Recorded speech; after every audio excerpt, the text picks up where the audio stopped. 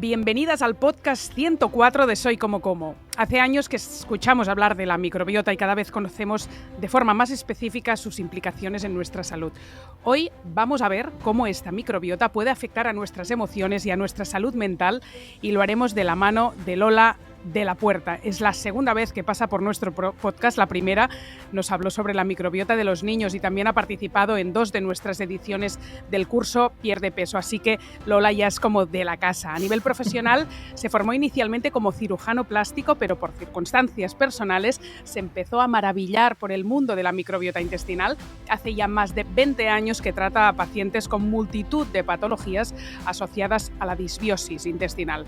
La doctora pasa visita online, actualmente tiene la lista cerrada para nuevos pacientes, ya aviso. De todos modos podéis seguirla en su página web, doctoradelapuerta.com, o en su Instagram, Doctora de la Puerta. Pero la gran noticia es que hoy venimos a presentar su nuevo libro, Un intestino feliz, en el que nos habla específicamente de cómo la microbiota mejora la salud mental, cómo nos ayuda o nos empeora nuestras emociones, pero además para mí es un recorrido de los mejores, hablando de microbiota en cuanto a literatura actual, de todo lo que existe en medicina funcional, en medicina integrativa en España. Así que HarperCollins es la editorial, Un intestino feliz. Vas a encontrar este libro, es reciente, en cualquier librería y referencia donde te guste comprar a ti los libros de salud y nutrición. Lola, bienvenida al podcast. Nuria, muchísimas gracias por invitarme de nuevo, encantada de estar aquí contigo otra vez. Y bueno, pues hablar de microbiota y emociones. La verdad es que se ha escrito ya mucho de microbiota y cuando me planteé que me apetecía escribir un libro, digo, ¿y ahora qué? Si ya está todo tocado. Y dije, bueno, pues el eje intestino-cerebro, que a mí me fascina, dije, bueno, voy por aquí. Y el libro no estaba planteado en inicio como ha sido al final. O sea, se planteó, quería hablar más del escenario del neurodesarrollo de los niños y del mundo de la neurodegeneración en los ancianos. Así me lo pensé yo cuando me puse, y de repente no, el libro fue saliendo solo. La personalidad, las emociones, los pensamientos, la interacción social, y ha salido pues un poco de todo, pero más con un enfoque afectivo claro, muy bonito. Además es que pillas mi momento vital de más interés y más intensidad por la salud emocional, y además soy una enamorada de la microbiota, una enamorada del eje intestino-cerebro, o sea, estamos conectadas, hay magia ahí. Yo, claro, para mí es el momento de entender muchas cosas de las emociones, y con la microbiota pues hoy vamos a entender unas cuantas, porque es verdad que hablamos muy a menudo del eje intestino-cerebro, pero no tenemos ni idea de a qué se refiere en realidad, eso del eje. La gente dice, sí, la serotonina está en el intestino, pero ya no sabemos ir más allá.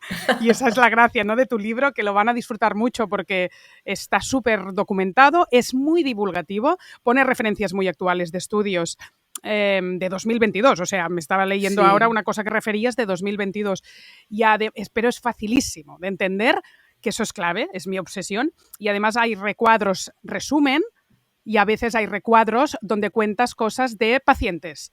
O sea, la experiencia clínica te da todo el valor para entender cuántos casos tienes de niños también, porque eres muy especialista en niños, pero también de adultos, vino a mi consulta y le pasaba eso, ¿no? Y con unas dosis de probióticos a Claudia ya la mejoramos, ¿no? No tenía ni tan siquiera, pero algo pasaba, ¿no? Y una chica muy estudiosa, exigente, siguiendo ahí con los exámenes, pero alguna cosa pasaba, no descansaba bien, tal, y bueno, 2 intervenciones con un tratamiento sencillo y ¡pam!, ¿no? Qué gran cambio, ¿no?, con la niña, y es muy guay de ir leyendo, porque son un caso detrás de otro de éxito de tus pacientes, ¿no? Yo tampoco soy infalible, pero en fin, sí que es verdad que llevo muchos años viviendo de esto y me va bien. O sea, tengo recursos terapéuticos cuando veo pacientes muy difíciles. Dice, doctora, ¿esto va a funcionar la microbiota? Digo, bueno, pues no lo sé. Lo que sí que sé es que tengo muchos recursos terapéuticos porque llevo muchos años. Y en los casos clínicos que he contado en el libro he procurado que fueran casos diferentes, cosas muy diferentes. Por supuesto, los casos lo pongo al principio del libro. Lo que he hecho ha sido mezclar unas cosas de unos pacientes con otros para que ningún paciente se pueda sentir identificado y, por supuesto, guardar el secreto profesional pero sí creo que todo, desde luego, todo lo que cuento de pacientes me ha pasado en consulta y es lo que tú dices, no, a veces nos complicamos la vida con grandes cosas y entender a un paciente, tocas dos claves y lo tienes. Pero hay que saber mucho, porque yo te he mandado pacientes complicados, ¿eh? Sí. Y solo tenía narices de mandártelos a ti. Te lo juro. Es en plan, wow, ¿qué hago con esto? Y tú dices, veo dos cosas y chimpún. Y dices, ostras, pues tela. Bueno, vamos a hablar de microbiota. Y después que la gente siga en el libro, porque haremos un tastet, que decimos en catalán, o sea, un sorbito solo de todo lo que tiene el libro. No voy a repasar el libro por episodios. Vamos a tener una charla así medio improvisada. Tengo algunas cosas apuntadas, pero me encanta escuchar y tirar del hilo, como siempre, Lola. Pero vamos por orden. ¿Qué podemos considerar como un patrón de microbiota normal o sana? Porque sí hemos entendido al cabo del tiempo que no hay una microbiota buena y que sabemos muy poco aún, y entonces pues no nos llegamos ni a poner de acuerdo de si es mejor o peor cierta quermancia, si es mejor o peor no sé qué microbiota, y si es verdad si hay 3 tipos o no hay 3 tipos. Entonces, ¿tú cómo valoras una microbiota normal y sana si no nos ponemos de acuerdo aún? Claro, ¿sabes lo que ocurre? Que ahora ya se va estudiando mucho, se va sabiendo mucho de la microbiota. Entonces, una microbiota sana. Cuando a nivel mundial se han hecho los grandes estudios de investigación de la microbiota en paciente sano, porque buscando, luego hay estudios que se asocian a enfermedad, pero en paciente sano empezar a estudiar microbiota para intentar determinar un patrón de microbiota sana. Y eso se ha hecho a nivel mundial. No lo hay, ¿vale? No hay un solo patrón de microbiota sana. Ahora mismo está lo que se llaman los enterotipos, que son 3 tipos de patrones a nivel mundial que, dependiendo del estilo de alimentación de las personas, se configura un patrón de una forma o de otra y todos se consideran normales. ¿Por qué? Porque lo más importante de la microbiota no es si tienes alto o bajo bacterias determinadas, o luego hablaremos de los patógenos facultativos, que eso sí que es importante. Pero en el mundo de la microbiota de estabilización, de los grupos funcionales que mantienen el normal funcionamiento del intestino, se ha visto que el patrón puede ser muy variable. ¿Qué no es variable? El rendimiento metabólico de la microbiota. Yo creo que el futuro del diagnóstico de la microbiota está en buscar todo el tipo de molécula que genera la microbiota y que mantiene homeostasis. Ese es el futuro del diagnóstico de las eubiosis o de las disbiosis, de la normalidad o de la normalidad del patrón. Ahora mismo yo todavía me apoyo en consulta en diagnósticos funcionales de microbiota para entender un poco.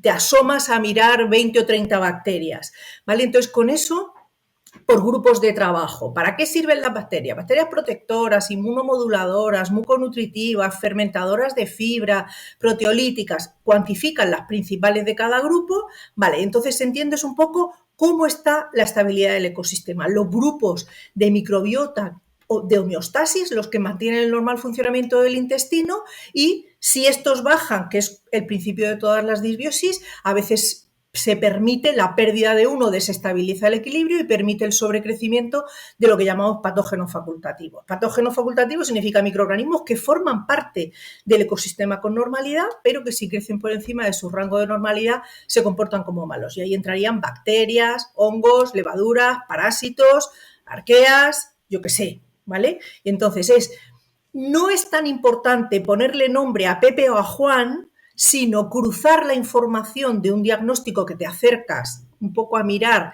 cómo está ese equilibrio, cruzar esa información que te da la analítica con la historia clínica. La microbiota se diagnostica con el boli, el papel y hablando con el paciente. Así es como se diagnostica la microbiota, el impacto de la microbiota en la persona. No hacer una lectura neutra de una analítica de disbiosis no tiene sentido si no conoces qué impacto tiene ese desorden si estamos hablando de un problema dermatológico, de un problema neurológico, de un problema digestivo, si es un crío que tiene 3 años, totalmente diferente el impacto que eso va a tener de un adulto con la microbiota ya formada. Tenemos o sea, el diagnóstico de microbiota, entender la microbiota es yo me apoyo en analíticas mucho, pero sobre todo es boli, papel y hablar. Me cuesta entender cómo será entonces el diagnóstico que haréis en el futuro. ¿Qué decíais? ¿Cuál es el futuro de cómo se va a interpretar la microbiota? Metabolismo. ¿Cuál es el rendimiento de la microbiota? ¿Para qué sirve la microbiota? Para producir ácidos grasos de cadena corta, a cuantificarlos. Neurotransmisores, que ahora le daremos seguro hilo a este parte, cuantificarlos. Patrones de citoquinas. Las citoquinas son las palabras del sistema inmunitario, ¿vale? Patrón de citoquinas proinflamatorio, patrón de citoquinas antiinflamatorio, ¿cuál es el rendimiento? El futuro de la microbiota es determinar aminas biógenas, o sea, es determinar qué está haciendo la microbiota, qué está produciendo, cómo está señalizando. ¿No se hace ahora? ¿No se puede saber ya? Se va sabiendo. De hecho, tenemos en los diagnósticos funcionales de microbiota, tenemos marcadores, la calprotectina para ver inflamación, pero son marcadores funcionales. No me refiero ozonulina para ver permeabilidad.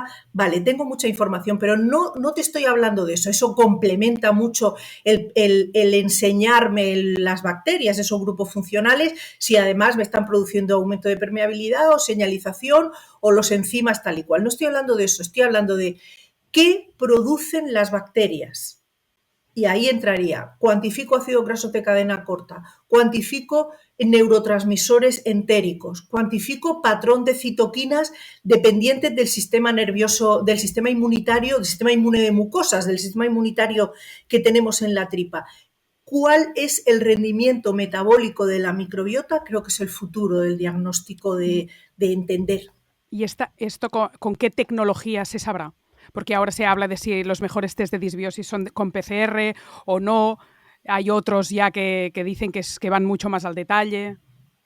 Vale, pero es que... no tiene nada que ver la tecnología en lo que estás contando. Sí, la tecnología está determinada. O sea, eso no es nada que tengamos que esperar que se descubra. Lo que hay es que un laboratorio determine o no un laboratorio, no lo sé.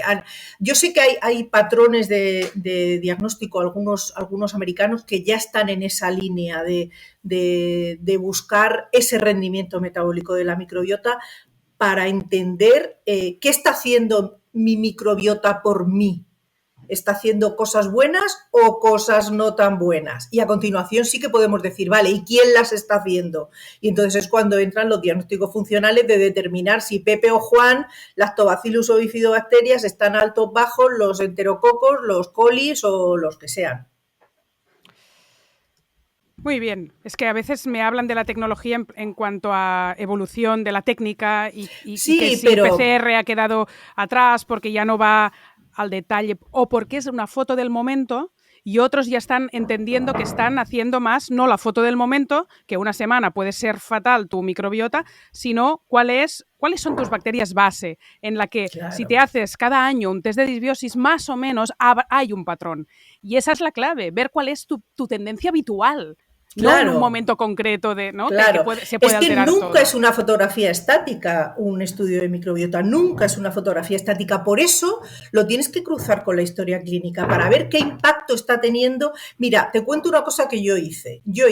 Cuando era director médico de un laboratorio de diagnóstico de microbiota, durante 10 días me hice todos los días un diagnóstico de microbiota.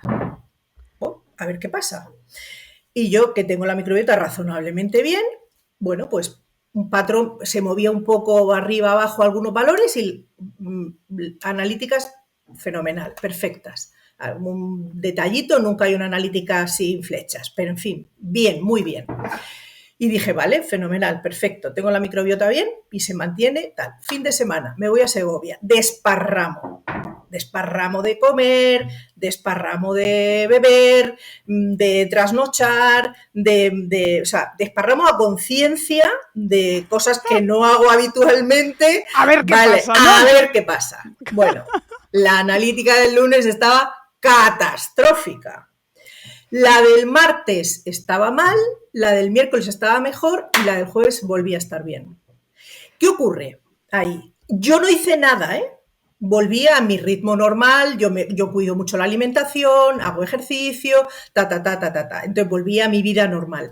¿Qué ocurre ahí? Que yo tengo, en ese patrón que yo mantengo de microbiota buena, yo tengo un buen índice de resiliencia de la microbiota. Eso significa que el ecosistema tiene muchos recursos para cuando algo le mete caña, recuperarse.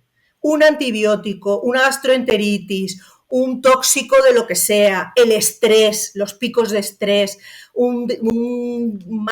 el sueño, yo qué sé, todo lo que impacte sobre la microbiota, ella, vale, bomba, hace un pico de inflamación, pero si el fondo está bien, La reparación se es rápida. recupera. 3 días. Que la gente entonces sepa que es clave, que después de un fin de semana de farra, que no se hagan la muestra de heces un lunes por la mañana. Yo se lo suelo decir a los pacientes, ten cuidado cuando hagas el estudio de microbiota que los días previos sean días normales. O sea, días normales. No tienes tampoco que ser excesivamente cuidadoso, días normales. Tu vida normal, así es como tienes que hacer el diagnóstico. En tu libro nos hablas sobre la relación entre la microbiota y la expresión de nuestros genes. ¿Quiere decir eso que nuestra genética se expresa de un modo u otro dependiendo de nuestra microbiota? Sí. Mira, la genética, en el libro pongo un ejemplo que es el de la partitura de música, ¿no? Este ejemplo originalmente no es mío, es de un gastroenterólogo pediatra americano que se llama Alessio Fasano. Yo lo cuento de otra manera, pero la idea me la dio él. Nuestra genética es como una partitura, ¿vale? Está escrita y así es, está escrita, pero si, tú pones la partitura y alguien se sienta a un piano, ¿vale? Entonces, si el intérprete toca bien el piano y es un buen músico, lo que sale de esa partitura es una música perfecta, es preciosa. Esa misma partitura y ese mismo piano, si el que se sientan, si me sentara, saldría un horror porque no sé tocar el piano, con lo cual ese intérprete es la microbiota. La microbiota es quien determina lo que se llaman es un determinante epigenético. La genética se expresa o no en función de muchas variables. Eso es lo que se llaman determinantes epigenéticos que forman parte de nuestro estilo de vida, de nuestro tal. Bueno, pues la microbiota es un determinante epigenético muy poderoso que permite la expresión de unos genes o no permite la expresión de otros, con lo cual es un gran aliado para protegernos cuando genéticamente en nuestra familia está la enfermedad no sé qué de toda la familia, pues si cuidamos nuestra microbiota estamos potenciando la protección de la expresión de esos genes que nos puedan hacer daño. Y aquí las sustancias o metabolitos que modulan la expresión de nuestros genes, los que hoy nos interesa abordar, son quizás los ácidos grasos de cadena corta, ahora que estamos hablando de emociones y nos vamos a meter con los neurotransmisores. Eso es, los dos grandes metabolitos, que son grupos de metabolitos, porque son muchos, que produce la microbiota con mayor impacto a todos los niveles, son los ácidos grasos de cadena corta y los neurotransmisores. Vamos a ir uno por uno a contar cómo impactan en nuestro intestino y en nuestra salud mental, emocional. Los neurotransmisores, por ejemplo. Los neurotransmisores. Mira, la microbiota tiene el beneficio de facilitar, bueno, empiezo por el principio. Las neuronas, que son las células del sistema nervioso, son las que producen los neurotransmisores. Entonces, tenemos neuronas en la cabeza, en el sistema nervioso central, en toda la médula espinal y en la tripa. Tenemos neuronas a nivel del intestino. Se llama el sistema nervioso entérico. Hay tantas neuronas en la tripa como en toda la médula espinal. Entonces, ¿qué ocurre? Que esas neuronas están todo el rato hablando con nuestra microbiota. Y entonces, una y otra favorecen la producción de neurotransmisores, pero a nivel del intestino. Pero además, esa microbiota, nosotros en el intestino tenemos receptores para neurotransmisores centrales. ¿vale? Con lo cual, no solo estamos produciendo neurotransmisores a nivel del intestino, sino que nuestro intestino está leyendo neurotransmisores que produce nuestra cabeza, ¿vale? Ahí también la microbiota, si está bien, está todo perfecto, pero si la microbiota está muy desordenada y con un patrón muy proinflamatorio a nivel local, esos neurotransmisores se desconfiguran anatómicamente y los neurotransmisores centrales no los podemos leer en la tripa, ¿vale? Ni vamos a producir bien bien me refiero a los neurotransmisores buenos, porque los neurotransmisores son moléculas que tenemos las que me interesan mogollón y las que no me interesan nada. Tenemos patrón de neurotransmisores proinflamatorio o antiinflamatorio, depende de dónde estemos, ¿vale? Y entonces, una microbiota buena lo que hace es favorecer un patrón de microbiota. O sea, ahí en el libro comento cómo sabemos que bacterias determinadas favorecen la producción de neurotransmisores determinados. Lactobacillus, por ejemplo, es un gran productor de GABA, de acetilcolina. Bifidobacterium, bacteroides también son GABAérgicos. Enterococcus, Streptococcus, productores de serotonina, la hormona de la felicidad. Escherichia coli, pero el Escherichia en general, noradrenalina, serotonina, el Saccharomyces, noradrenalina. Tenemos un recorrido de asociación que ya conocemos de bacterias que señalizan específicamente determinados neurotransmisores. El 20% de la población se dice que tiene trastornos de salud emocional, depresión, estrés, ansiedad y otras cosas que comentas en el libro. Y eso es tan fácil como que vienen a tu consulta, ves el patrón de microbiota, tienes bajos los lactobacillus, los enterococos, los bifidobacterium, das un aporte de probióticos y la persona cambia y empieza a no tener ansiedad, por ejemplo. Lo estoy resumiendo mucho, ¿eh? Lo estás resumiendo mucho. Cuando... Eso no va así, directamente. Puedes decírmelo. Eso no va así, perfecto. Mira, cuando yo planteo un tratamiento, yo normalmente hago los tratamientos en fases, siempre, en 2 o en 3 fases, porque siempre no abordo microbiota, abordo homeostasis intestinal, ¿vale? Entonces, al no tocar solo microbiota, me toca hacer un poco encaje de bolillos que monto en fases, ¿no? Entonces, cuando le cuento al paciente qué vamos a hacer de suplementación, vale, es verdad que mi puntal de tratamiento es la suplementación, pero toco en la receta, y lo tiene por escrito, todo lo que puede intervenir sobre la microbiota que tiene que hacer él. Hablamos de alimentación, hablamos de patrones de sueño, hablamos de ejercicio, hablamos de técnicas de control de estrés, o sea, y eso son cosas, mi parte es entender qué puedo utilizar de todos los recursos terapéuticos de suplementación que tengo que le vaya a ayudar, pero él tiene que cambiar lo que le ha traído a la enfermedad, ¿vale? Que con toda la experiencia clínica que tienes, ¿qué de las áreas que nos has nombrado ahora, cuál crees que no es que sea más habitual en los pacientes, sino la que de verdad desequilibra la balanza? En plan, mira, más o menos la alimentación más o menos, el estrés a épocas, pero descansa fatal. Y eso, ¡fua!, es letal para mí, o no, o que me digas, va trampeando con otras, pero se alimenta no estricto o no bien, y entonces no hay manera de cambiar, de ver mejora. ¿En qué detectas tú que tenga más peso? Yo creo que el más peso de todos es la alimentación y el estrés. La alimentación y el estrés. Creo que son los dos puntales, porque el sueño va un poco de la mano del estrés, pero, y es verdad que un paciente que duerme mal me cuesta darle la vuelta a la microbiota, pero el estrés, como sea, cuento un caso de un ejecutivo en el libro, de un ejecutivo toda una vida perfecta, perfectamente organizada, entrenador personal, alimentación, todo perfecto, feliz, de éxito, o sea, impecable. Estresadísimo, ¿no? ¿Cuál era el problema? La diarrea. ¿Por qué? Porque el umbral de estrés, a pesar de que estaba perfectamente organizado, el umbral de estrés estaba aquí. Claro. Y yo, cuando entendí eso, le dije, vamos a ver, o movemos esto o no te muevo. ¿Y se movió? Sí, naturalmente que se movió. Naturalmente que se movió.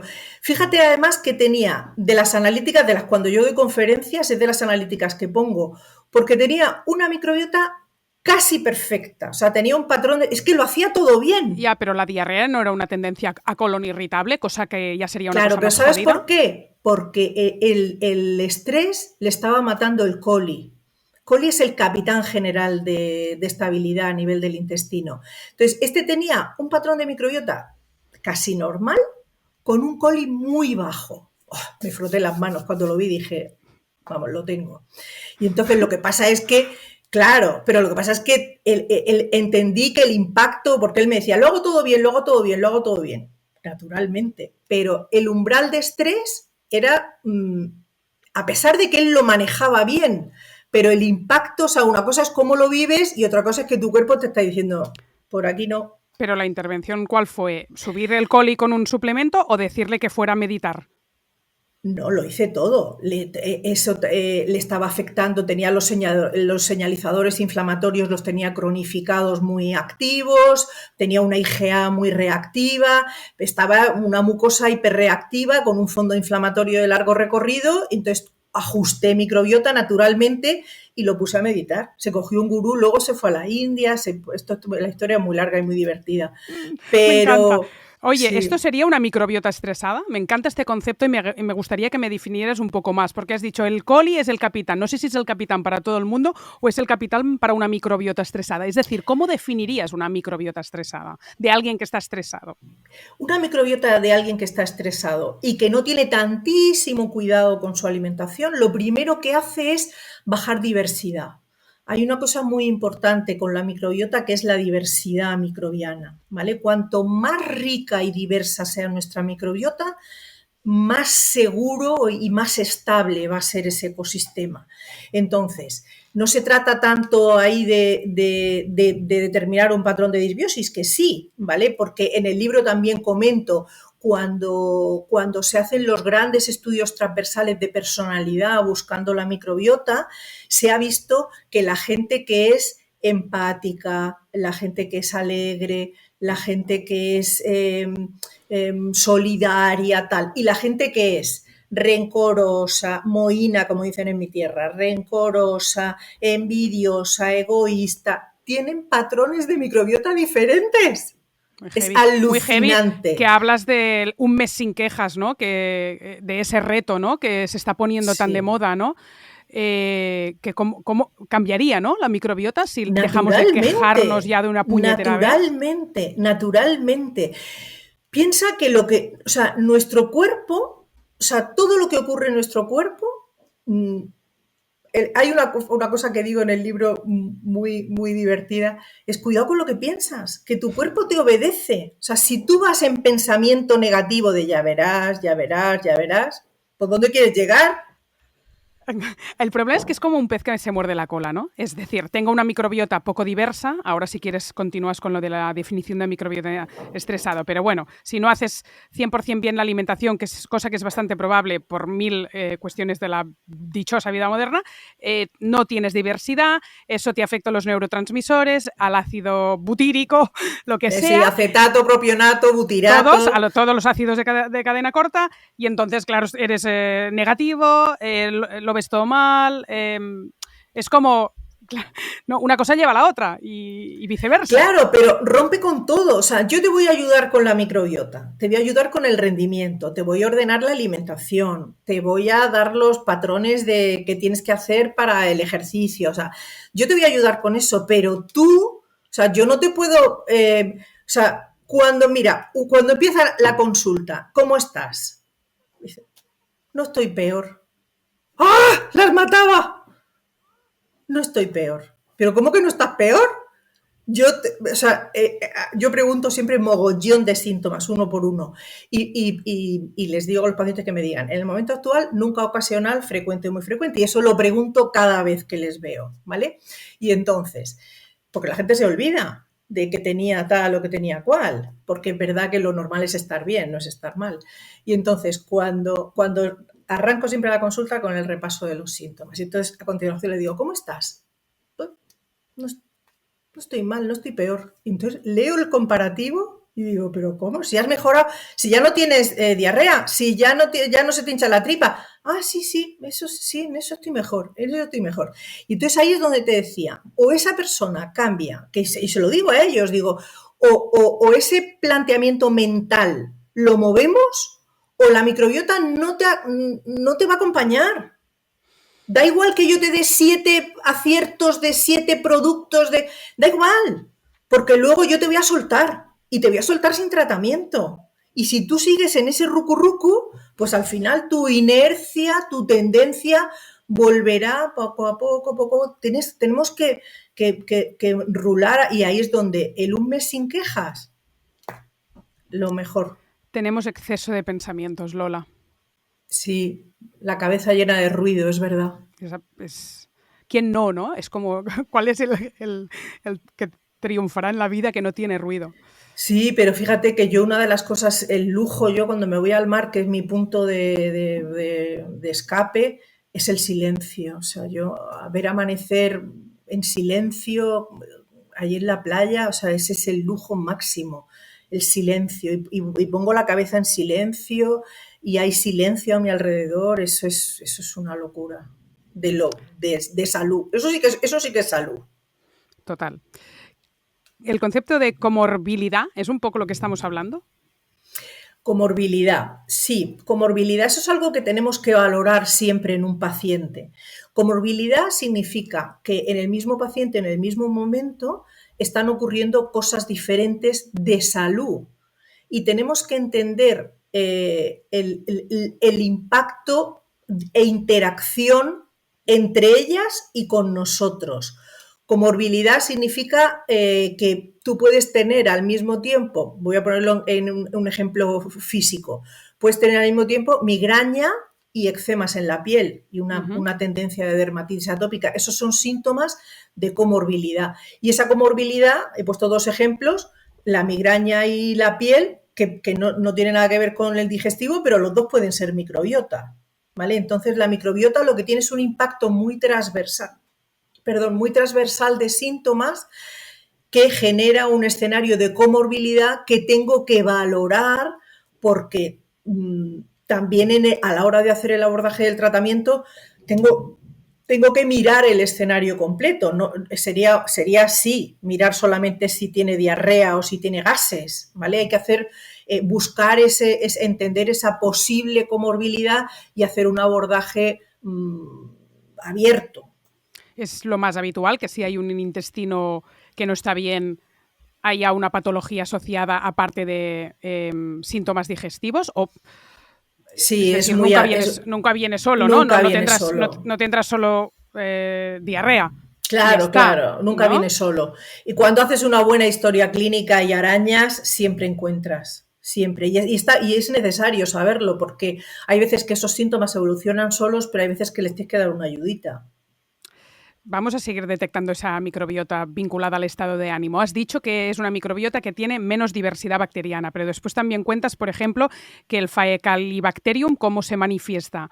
¿Se manifiesta alto o bajo en una microbiota estresada? Lo digo para que la gente tome apuntes. Se pierde. Faecali baja. Baja Faecali. Sí, Faecali baja, Akkermansia baja, los lactobacillus son grandes estabilizadores neuroactivos, bajan, bifidobacterias bajan, todo eso es una microbiota estresada, además de la diversidad específica. ¿Y cómo la tratarías? Sin demasiados suplementos. Si todo esto está bajo... Pero si es que los suplementos no son la clave del tratamiento. Es que es verdad que el suplemento es un apoyo, pero la alimentación, cuando me has preguntado antes, ¿qué es lo más importante? La alimentación. La microbiota se alimenta lo mismo que... nuestra microbiota se alimenta de lo mismo que nosotros, con lo cual buscar un patrón de microbiota para el estrés, buscar un patrón de alimentación para el estrés. Hay una parte del libro que hago la pregunta, digo, ¿existe la dieta de la felicidad? De si estamos diciendo tanto que la microbiota influye en el estado de ánimo, ¿existe la dieta de la felicidad? Pues un poco sí, porque tenemos por ejemplo, la serotonina que estamos diciendo, es la microbiota, es el neurotransmisor de la alegría, de la felicidad. en la ruta serotoninérgica. ¿Cuál es el principio de la ruta? El triptófano, ¿vale? Nosotros no producimos triptófano. Tenemos que tomar triptófano y no obligatoriamente tenemos que tomar un suplemento que se llame triptófano. O sea, tenemos alimentos como por ejemplo los lácteos, los huevos, la carne blanca, los pescados azules, las semillas, sésamo, calabaza, girasol, el ajonjolí, el aguacate, los cereales integrales ricos en triptófano. GABA, en la serotonina de la calma, de la paz, ¿vale? Pues GABA, alimentos que tienen GABA, el té verde, los lácteos fermentados, la chía, el mango. Bueno, ¿existe la microbiota de la felicidad? Pues ¿por qué no? ¿Por qué no? Depende de cómo nos alimentemos, estamos potenciando la ingesta de neurotransmisores que nos van a dar esa activación de la ruta serotoninérgica, esa activación GABAérgica, lo cual significa alegría, felicidad, calma, paz, naturalmente. Has hablado de lácteos. Para empezar, carne, huevos, pescado. ¿Una dieta vegetariana hace la mitad de feliz porque solo tiene la mitad de oportunidades de origen vegetal? Yo, aquí entramos en que van a saltar, claro, se Pero revienta. te lo tenía que preguntar. Te estaba viendo venir. Cuando he empezado a decir el huevo, los lácteos, ya verás que ya te conozco y te estaba viendo venir. Me la has regalado la pregunta. Yo no soy partidaria de una dieta vegetariana, con todos mis respetos del mundo mundial para los vegetarianos. Y además, ni respeto ni no respeto, es decir, cada uno hace con su alimentación lo que le da la gana. Pero yo, que soy siempre mirando todo, ya soy una friki, de todo lo miro, todo lo que me pasa en mi alrededor, lo miro de mi microbiota, de si esto tal, si esto cual. Entonces, un patrón de dieta vegetariana a veces es más difícil, hay que tener una conciencia nutricional brutal para que esos sustratos tan fáciles que te dan estas proteínas, tener alternativas o, si no, suplementarte, ¿vale? Entonces, ahí es donde la dieta vegetariana, pues vale, fenomenal. Si nada es ni bueno ni malo, siempre y cuando tengas la conciencia plena de las consecuencias de cada movimiento que haces, nutricional, pues por supuesto también, ¿no? Pero te haré una pregunta muy seria. ¿Tú has notado durante 20 años de experiencia clínica pacientes con dieta vegetariana con un patrón más negativista y más con tendencia depresiva por el hecho de ser vegetarianos? ¿A ti te cuadra eso o no lo puedes firmar con sangre? No lo puedo firmar con sangre, pero sí me cuadra como tendencia. Es más, fíjate que tuve un caso, yo con los pacientes no me enfrento no me enfrento. Es que decir, si hacen lo que yo quiero y lo que yo les digo y va todo bien, fenomenal. Si no lo hacen, pues sí, chico, tan amigos, quiere decir, cada uno que siga su camino. Y digo que me puse de cara con unos padres vegetarianos y un niño chiquitín vegetariano. ¿Con qué problema? El niño venía tenía con una algún enfermedad problema inflamatoria intestinal crónica y era un niño que tenía 4 años, me parece, muy pequeño, 3 años, muy pequeño. Y llegó un momento que yo, por lo que estaba ocurriendo, yo necesitaba aminoácidos, ¿vale? Entonces, en los niños soy especialmente cuidadosa con la alimentación y con la poca suplementación, ¿vale? Porque quiero que el ecosistema se construya desde la alimentación más que desde el apoyo externo, aunque lo hago naturalmente, pero ahí me parece especialmente importante.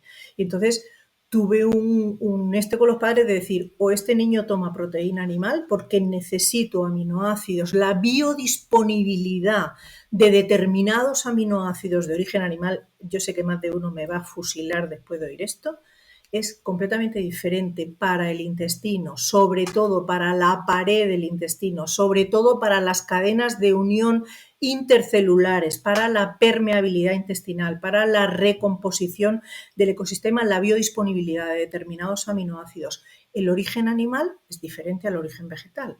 Hay mayor biodisponibilidad y en este caso yo necesitaba que este crío tomara proteína animal, porque no servía que yo le diera aminoácidos por la boca, es que las tenía que producir él, es que era muy pequeño, es que su ecosistema no estaba terminado de formar.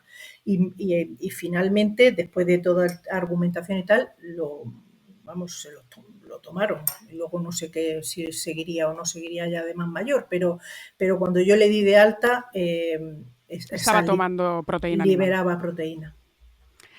Volviendo y ahora que hablas de niños, al eje intestino-cerebro, acabar de entender un poco cómo funciona nuestro cuerpo, como para que, por ejemplo, haya grandes avances en un autismo si no hay disbiosis intestinal o esta se repara. Y pongo el autismo de ejemplo, pero podrías poner infinidad de enfermedades que nos preocupan enormemente, ¿no? Y que tienen mucho que ver con el desarrollo neurológico.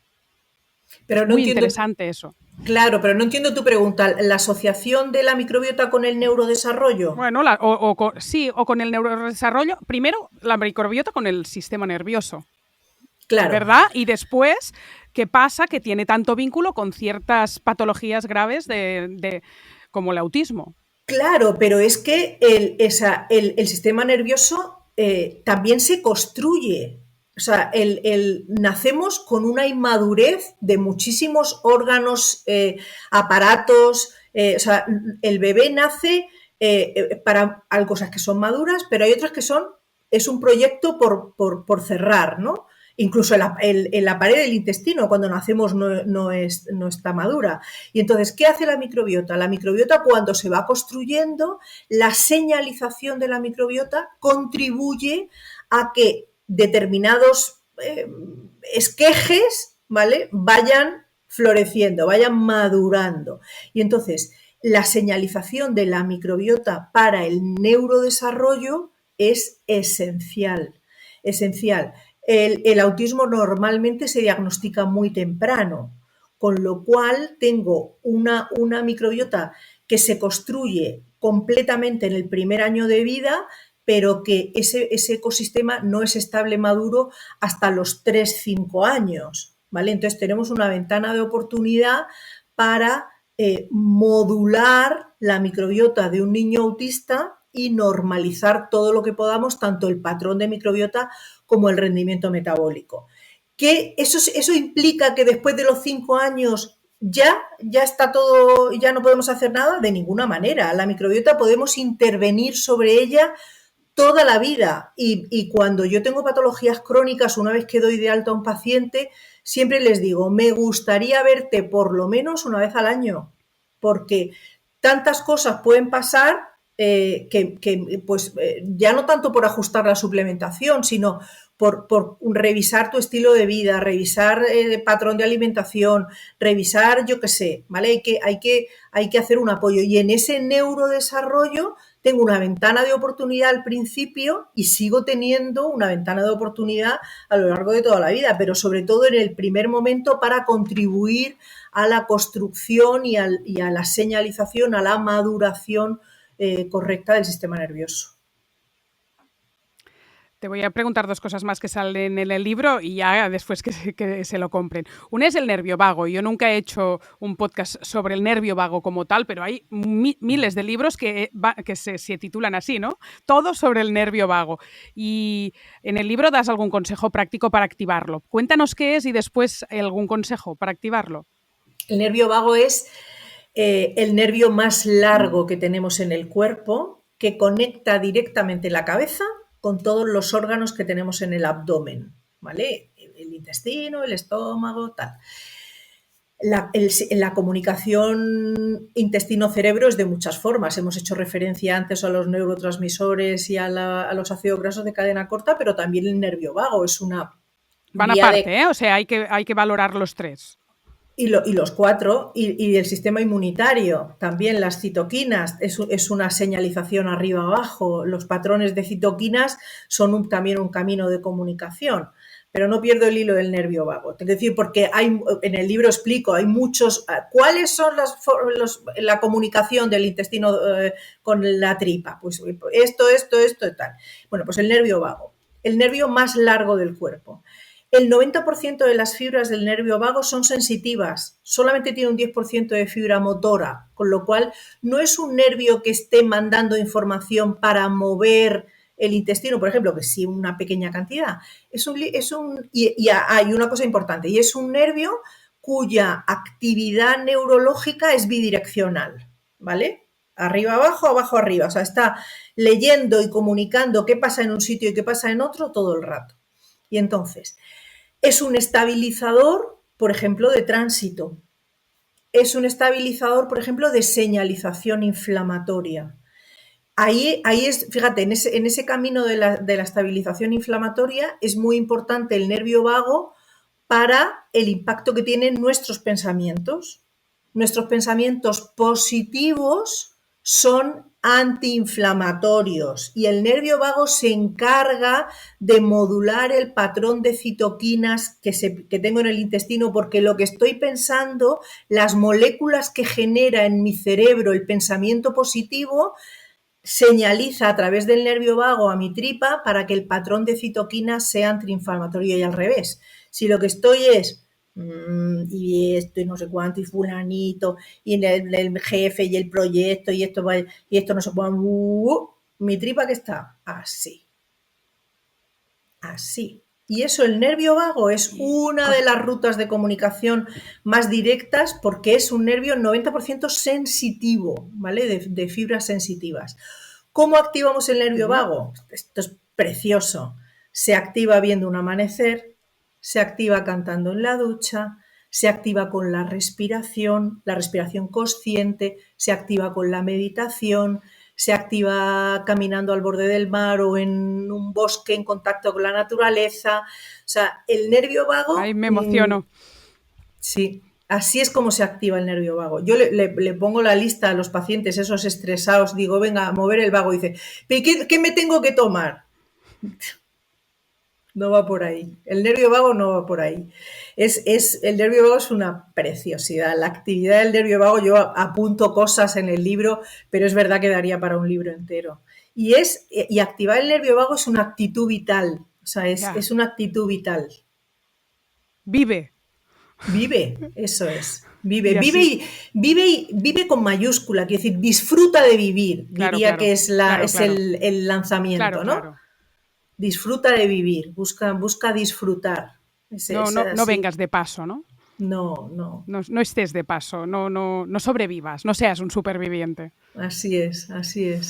Y la otra cosa que te quería preguntar era que hay un momento que dices que debemos tener los 5 sentidos bien alineados porque están todos conectados con la microbiota, que no sé si tiene un poco de relación con, ¿no? Con ahora de, no sé si, yo qué sé, los ojos, porque vas a ver el amanecer, las orejas, porque la música es absolutamente curativa, etc. Correcto. Pero fíjate, todo eso es el pensamiento directo, efectivamente, pero hay una cosa, hasta el olor. Hasta el olor. Es increíble lo que hablas, cuéntalo del olor, el olor corporal, el olor corporal familiar.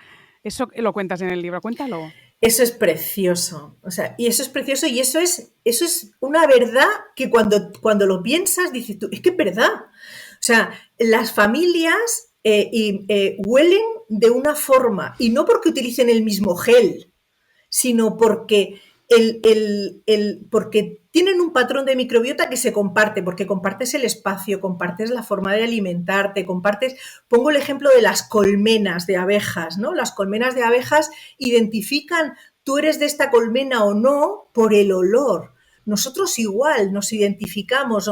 Yo el olor para mí o sea, a mí oler es algo, cuando yo tenía consulta presencial, cuando no veía a un paciente tal, le daba 2 besos y me decía la secre, Lola, besas muchísimo a los pacientes. Digo, no les beso, les huelo. Porque es que hay pacientes que te huelen a amoníaco. Hay pacientes... Ya lo ves, ¿no? Claro. Hombre, cuando hueles a amoníaco. Claro. Y lo que es muy bonito también es que el olor, yo es algo que les pregunto a los pacientes. ¿Te ha cambiado el olor corporal? ¿Te ha cambiado el olor de la orina? ¿Te ha cambiado? ¿Sudas más? ¿Se te ensucia más el pelo? O sea, ese tipo de... Y lo pregunto todas las veces. Y es muy habitual que a lo largo del tratamiento el paciente cambia el olor corporal o recupera su olor. Dice, es verdad. O sea, me reconozco en el olor. También te digo que en una misma familia, comiendo lo mismo, Uno tiene colon irritable y el otro el estrés le peta porque tiene problemas de Bueno, eczema. claro, porque luego cada uno tiene su diana, tiene su Por eso, flojera que claro, dices, individual. ¿cómo puede ser que comamos lo mismo, uno caga bien, el otro mal, ¿no? O que el niño que tiene 1000 parásitos se lo pega todo a uno y el otro no sabe lo Y que es el otro nada. Y todos un han cogido campylobacter. COVID en una familia menos uno. Sí, sí. Pero sí que dices igualmente, ¿eh?, que hay un patrón de olor corporal común Sí, sí, hay un patrón de cada casa, ¿no? Y de eso que cada decías casa. del pelo, que el pelo se les ensucia, ¿qué quiere decir? ¿Cómo se traduce eso en una microbiota? ¿Cómo? Pues mira, yo ahí la lectura, yo les hago unas preguntas rarísimas a los Es que esto me pacientes. está encantando Sí, bastante, les hago preguntas muy frikis, por que favor. todos me contestan muy, sin decir, no sé muy bien por dónde va, pero vamos, si te ha cambiado el olor corporal, si sudas más, si te ha cambiado el color de la piel, si se te ensucia más el pelo. Eso a lo largo del tratamiento lo pregunto porque, además de valorar el impacto, un impacto sutil de posible evolución de la microbiota, es porque la piel es un gran emuntorio de toxinas. Emuntorio significa un gran liberador de toxinas. Hígado, riñón y piel son los 3 órganos que tenemos más de limpiar, ¿no? Entonces, cuando estamos moviendo la microbiota, si veníamos de un patrón muy disbiótico, con mucha carga de patógeno facultativo en sobrecrecimiento, en ese movimiento también se están moviendo toxinas en el movimiento de la microbiota. Y entonces, lo que tengo que valorar es si el paciente está movilizando, si está expulsando esas toxinas. Entonces, lo veo en la piel, por ejemplo, se me ensucia mucho el pelo, ¿vale? Pues, ¿por qué? O se me ensucia más el pelo, pues ahí puedo tener un camino de que el paciente me está limpiando toxinas por el cuero cabelludo, pues bienvenido. ¿Y eso sigue así? ¿O ya se te ha quitado? ¿O el olor corporal? ¿Sudo más? Uy, de repente mete, pues yo no lo sé, digo, pues mete el pijama en una bolsa de plástico cerrada y al tercer día abre la bolsa y huele. Olía a amoníaco.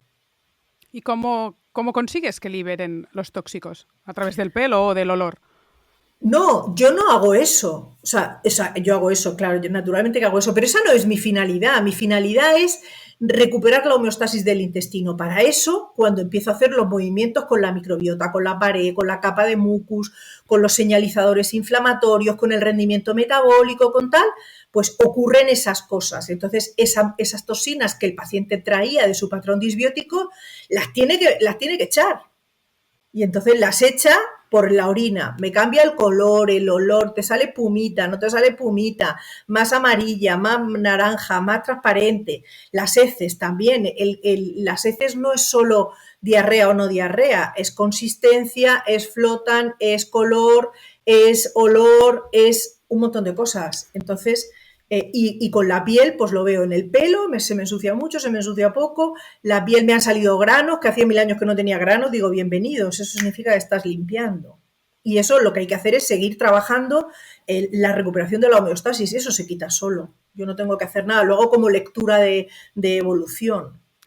Ya sé que cada paciente necesita un tratamiento personalizado, pero para terminar me gustaría un poco que dijeras cosas de... Has dicho de alimentación para una microbiota estresada, eso sí lo has dicho, pero por ejemplo a nivel de suplementación, de una forma genérica, por categorías, cómo te gusta trabajar, qué es lo que te ha dado buenos resultados, algo que nos despierte un poco por dónde vas, ¿no? ¿Para el eje A tratar. intestino-cerebro o para la Mm. microbiota en general?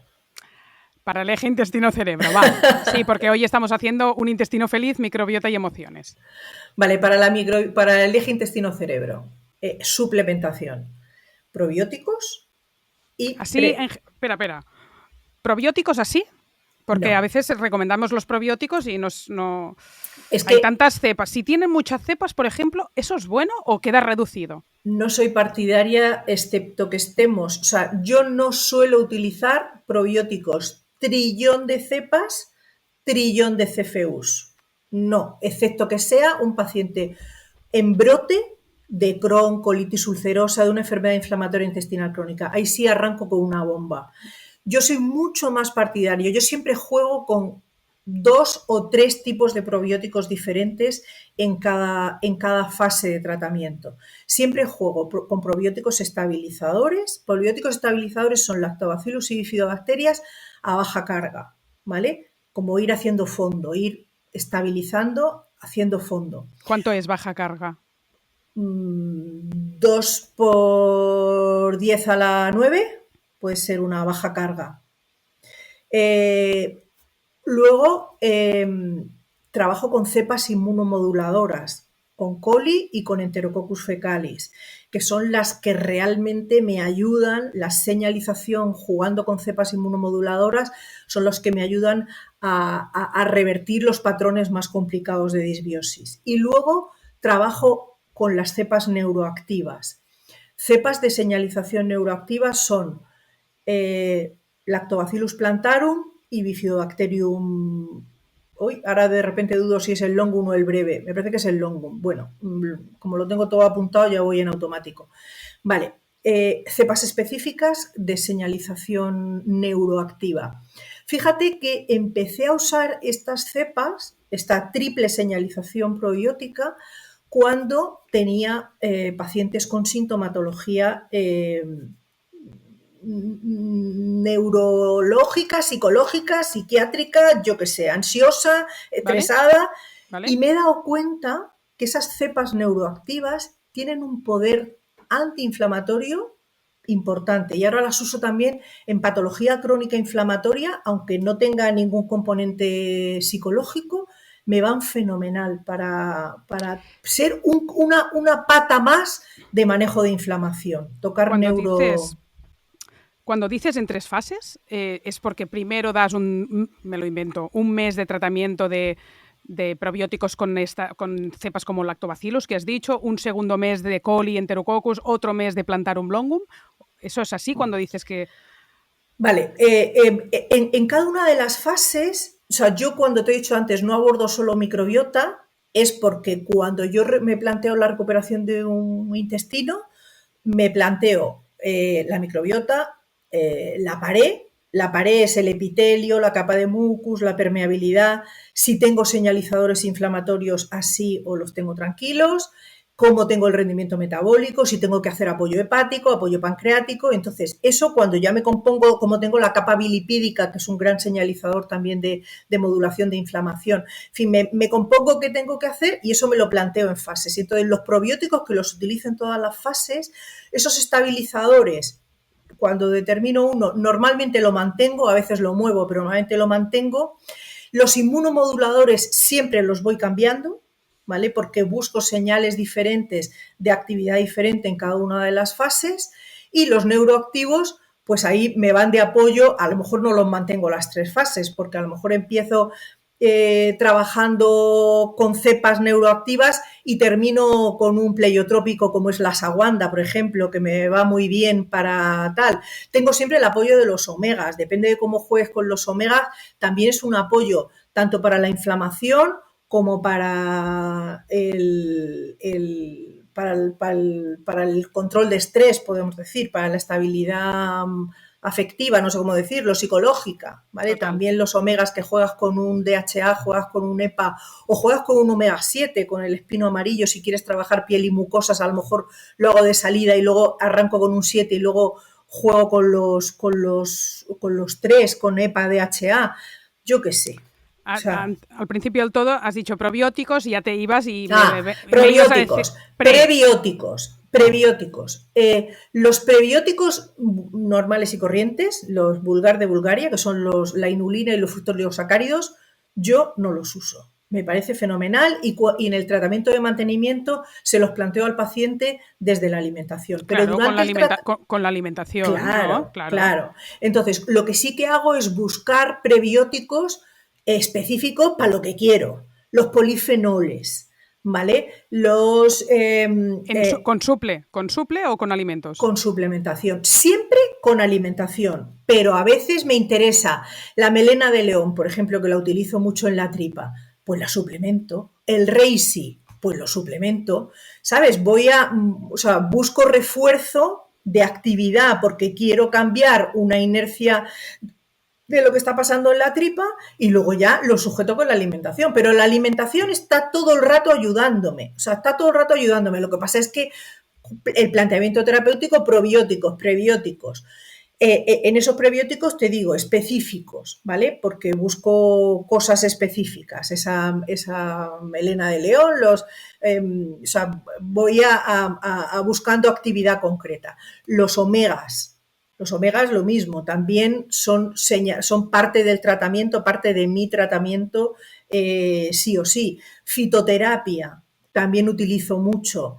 Me apoyo en, yo qué sé, en la cúrcuma, cuando la cúrcuma, que además publico mogollón de la cúrcuma, y enseguida me dice, no se absorbe, no se absorbe, no se absorbe. Yo lo que busco es una cúrcuma de calidad, porque lo que busco es la actividad prebiótica de la cúrcuma, y para obtener la actividad prebiótica no necesita que se absorba, porque es local, la actividad es local. Que tiene una baja tasa de absorción, me importa un pepino. Si yo lo que quiero es que trabaje en el intestino, y eso con que entre por la boca es suficiente, ya la tengo en la tripa. Ahí lo que sí que busco es una cúrcuma de calidad para que la biodisponibilidad del principio activo, los curcuminoides, todo eso, sean los adecuados. ¿Cuál te Pero gusta? Porque me lo pedirán. ¿Cuál te gusta directamente? Suravitasan tiene una en bote que me encanta, de la de en Y polvo. si analizamos la etiqueta, ¿qué es lo que te gusta de ella para verlo? Uy, ahora la tengo en la No, cocina porque es la vale, que yo vale. utilizo. Cuando dices cuál es la composición, que sea una cúrcuma de calidad, ¿en qué parámetros nos tenemos que basar Mira, pues que para sea una. diferenciar? Pues busca, por ejemplo, una cúrcuma liposomada. Liposomada. Ok, ¿Vale? vale. Ahí tienes un Muy criterio de bien. calidad. Pero sobre todo, busca un laboratorio. O sea, es que, bueno, laboratorios, yo manejo muy pocos laboratorios. Fíjate, con todos los años que llevo, que tendría que ser en contra pero pasé esa fase de tropecientos mil y ahora, no lo sé, manejo muy pocos laboratorios con productos o sea, de calidad, en las calidades de principio activo, de la estabilización, de la encapsulación, del cual, y al final no hay tantos laboratorios buenísimos de suplementación. ¿Y cuáles te gustan? Aparte, Esta, es que te las pongo. claro. Yo hago las preguntas que el oyente se haría. Y no te dejo irte, mira que ya estamos fuera de hora, pero claro, me vas poniendo las... Digo, no puedo terminar, porque entonces dirían, pero ¿por qué no le preguntaste eso? Si quieres decirte, si Sí, tienes la libertad y ningún interés no, vamos, económico, ningún interés y además vale, lo con que toda la sí, libertad. con toda libertad. Mira, me gusta mucho, te he puesto Suravitasan, me gusta mucho Suravitasan, me gusta mucho Vitae, me gusta mucho Cobas. Cobas es Clásico. puntal para el mundo de la microbiota, puntal absoluto. Me gusta Neurax Pharma, tiene una línea interesante en el tema del coco. Me gusta IFAS da Terra y Neovital para el mundo de las setas. Eh, ¿Para que probióticos? para Con probióticos con los de Cobas, los de Pileye, Pilege. los de Fueron yo laboratorios muy pioneros, los dos, en temas de sí, microbiota. pero es que además tienen ahora de repente diré, ay, no le he dicho fulanito, yo qué sé, manejo más, pero en fin, que es que tienes una oferta que si lo que necesitas, lo que tienes que saber es qué necesitas. ¿Qué quieres? No vale que tú le digas al laboratorio, ¿qué tienes para Helicobacter? No. ¿Yo qué quiero hacer con tu Helicobacter? ¿Qué tienes? ¿Qué me ofreces? Porque yo quiero hacer esto, esto y esto. Eso es lo que a mí, cuando me siento con un laboratorio, se les rompe la cabeza, porque yo soy un médico que lo hago al revés. O sea, ellos vienen a contarme su rollo, digo, no. Yo te cuento mi rollo y tú dime qué me ofreces y por qué lo que tú me ofreces es para esto. O sea, preséntame estudios de estabilización, preséntame estudios clínicos, se les revienta la cabeza, porque les hago trabajar al revés. Aprovecho para hacer un spoiler. Haremos un podcast este trimestre dedicado íntegramente al Helicobacter pylori. Ya os contaré la invitada, que es alguien muy conocido. Doctora, Un intestino feliz, libro imprescindible en las bibliotecas de toda la gente que le gustan los temas de nutrición y salud, para uno mismo, para aprender, para apoyar, para terapeutas, para particulares. Es muy divulgativo, está muy bien hecho, con estudios recientes, va a interesar a tanto los profesionales como la gente de la calle, la gente de a pie. Un placer que hayas vuelto después de tanto tiempo. Te he echado de menos. Ha pasado demasiado tiempo hasta que has vuelto al podcast, pero valía la pena con la publicación de tu libro Un intestino feliz, que lo busque la gente. Muchísimas gracias. Gracias, Nuria, por invitarme y por darme la oportunidad de charlar este ratito contigo. Gracias.